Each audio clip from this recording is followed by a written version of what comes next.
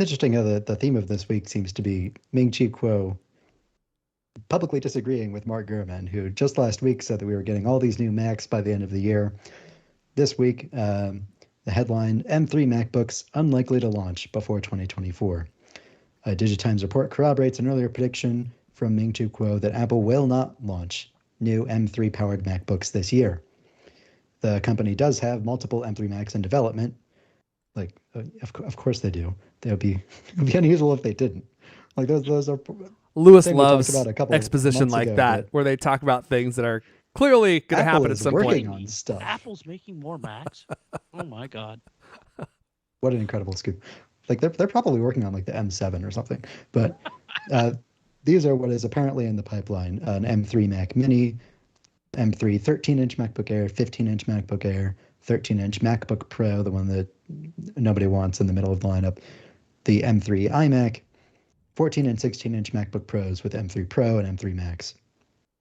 So apparently we're getting no MacBooks by the end of the year, but that does technically, by what he's saying, that doesn't exclude the iMac. So it's a possibility that we could be getting an M3 iMac, I guess. But it'd be kind of weird if they did that though, because the iMac is one of their lowest volume computers. So it would be weird that they would debut a brand new M3 chip and only have it available on the iMac.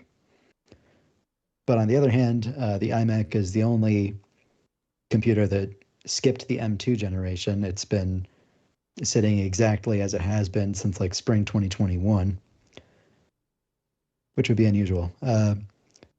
What is the M3 though? The M3 will probably pack 8 CPU cores and a 10-core GPU, the same as the current M2 SoC. As for the M3 Pro and M3 Max, Apple plans to boost the number of cores of each. And it's of course moving to the 3nm process, although as we've been seeing from the iPhone numbers, with their 3nm chip, the A17, it doesn't actually get that great of a boost in power and efficiency. So it seems like we're getting a bit of a dud set of updates for these upcoming Macs. I don't know, man. I don't know what to believe at this point. I mean, we were just talking. It was literally last week, wasn't it? Where we were, and I forget what. Do you remember where that report was from, Griffin? That we were getting like a bunch of new Macs before the end of the year. That was Gurman. Was that Gurman? Oh wow. It was. Okay, Yeah. so that's goes back to your comment about Gurman v. Ming-Chi Kuo. At this point, I kind of trust Gurman more than Ming-Chi Kuo because I feel like Gurman is rarely wrong. Like he won't say something unless he's very sure of what's going to happen.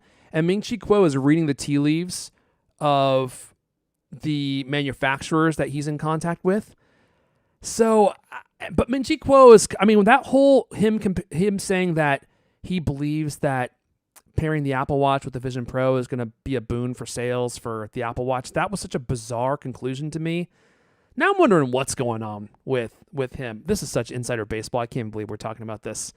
But I hesitate to believe that this is true. For Apple to miss the holiday season of new Macs and at least to update like the MacBook Air or something, I think would be very strange, especially if Gurman's saying it's going to happen. I tend to believe Gurman over Ming-Chi Kuo because, again, Gurman is usually right about stuff. But I don't know.